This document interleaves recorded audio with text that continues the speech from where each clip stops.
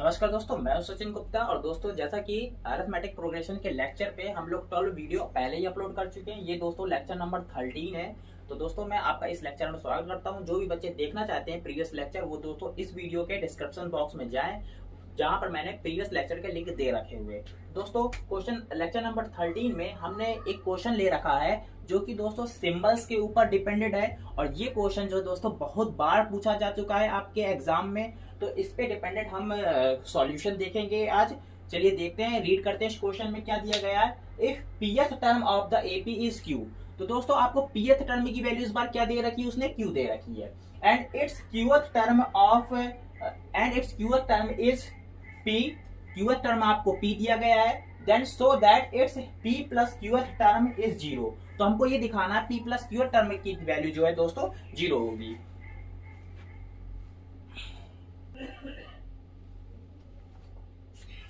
तो दोस्तों, जैसा कि मैं कह रहा था, ये क्वेश्चन क्या बोल रहा है, ये चीज मैंने आपको पढ़ के बताया। अब दोस्तों यहाँ पे कह रहा है कि देन सो दैट, हमको दिखाना है पी प्लस क्यूथ टर्म की जो वैल्यू दोस्तों वो जीरो है। तो पी प्लस क्यूथ टर्म की वैल्यू हमको यहाँ पर दिखाना है, तो मतलब इसका ये बात हमें प्रूफ करनी है कि पी प्लस क्यू टर्म दोस्तों क्या है, इसकी वैल्यू जीरो आ रही है। तो जो दिया गया है सबसे पहले दोस्तों हम उसके अकॉर्डिंग जो वैल्यू दी गई है उनको लिख लेते हैं।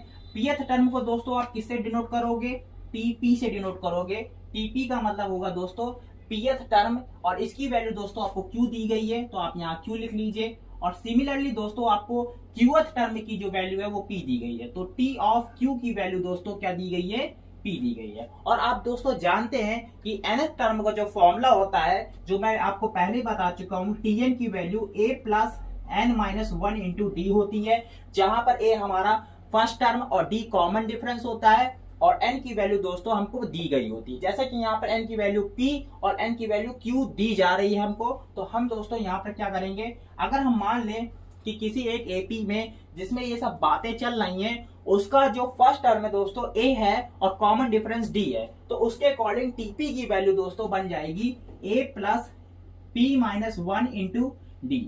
और ये q दोस्तों हमने वैसे पुट कर दिया, और tq की वैल्यू जो दोस्तों बनेगी वो a plus Q minus one into D बनेगी। ये वैल्यू P के इक्वल हो जाएगी। अगर आपको समझ में नहीं आया है तो मैं एक बार फिर रिपीट कर दे रहा हूं।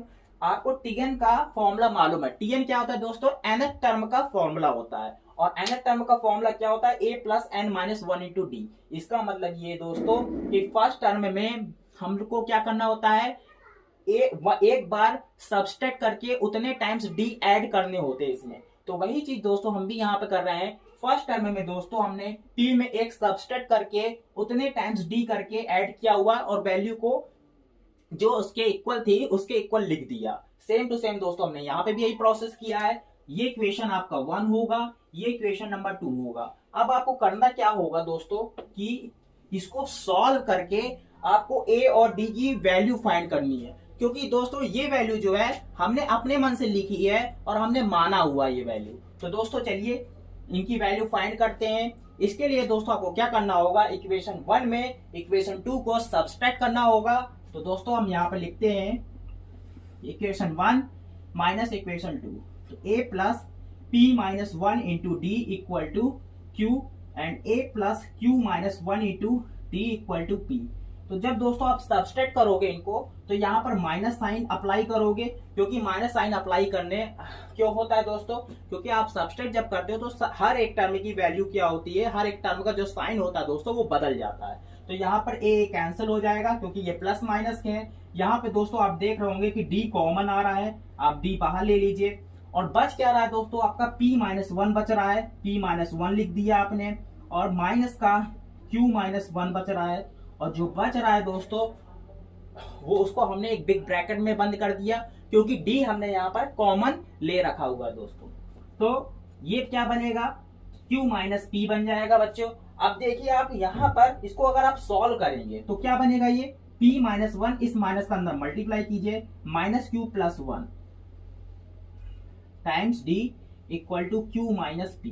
तो दोस्तों ये 1 और 1 कैंसिल हो जाएगा, p minus q times d equal to, और दोस्तों अगर आप यहाँ पर p माइनस क्यू में q माइनस पी में माइनस कॉमन ले लें तो ये p माइनस क्यू बन जाएगा। अब आप देख रहे होंगे दोस्तों p माइनस क्यू और p माइनस क्यू दोनों सेम है। अगर आप यहाँ से डी की वैल्यू फाइंड करना चाहते हैं तो डी की वैल्यू दोस्तों आ जाएगी आपकी p minus Q divide by p minus Q. तो जब दोस्तों आप इसे कैलकुलेट करोगे तो d की वैल्यू -1 आ जाएगी, d की वैल्यू -1 आ जाएगी। अब ये जो d की वैल्यू दोस्तों आई है, आपको क्या करना है, या तो इक्वेशन 1 में या तो इक्वेशन 2 में आपको पुट कर देना है। तो d की वैल्यू जब आप यहाँ पर पुट कर देते हैं तो a की वैल्यू क्या बनती है देखते हैं। a p minus one multiply by -1 equal to q. तो दोस्तों इस तरह से आपने क्या किया, यहाँ पर d का वैल्यू पुट कर दिया। अब आप इसे कैलकुलेट करके a की वैल्यू फाइंड कर लीजिए। तो a का वैल्यू दोस्तों क्या आएगा, जब आप इसे कैलकुलेट करोगे -1 टाइम्स करोगे तो ये -p और ये +1 बन जाएगा। साइन क्या होंगे दोस्तों, ब्रैकेट के अंदर वाले जितने भी टर्म्स हैं उनके साइन अपोजिट हो जाएंगे। अब दोस्तों आपको a की वैल्यू क्या मिल जाएगी, p, ये p उधर जाएगा तो प्लस का होगा और q दोस्तों पहले से ही है वहां पर प्लस का, ये 1 उधर जाएगा तो माइनस का बनेगा। दोस्तों ये बहुत ही इंपॉर्टेंट क्वेश्चन है, आप इसे मिस मत कीजिएगा। और एक चीज और दोस्तों, अगर लेक्चर आप शॉर्ट में देखते हो तो आपको कुछ भी समझ में नहीं आएगा, आपका देखना वेस्ट है, आप मत देखिए। तो हम चलते हैं दोस्तों, हमें क्या दिखाना था यहाँ पर क्वेश्चन में, then so that it's p plus q term is 0। तो हमको p प्लस क्यू टर्म की वैल्यू दोस्तों क्या दिखानी है, 0 दिखानी है। इसके लिए दोस्तों मैं थोड़ा सा यहाँ पे स्पेस बना लेता हूं।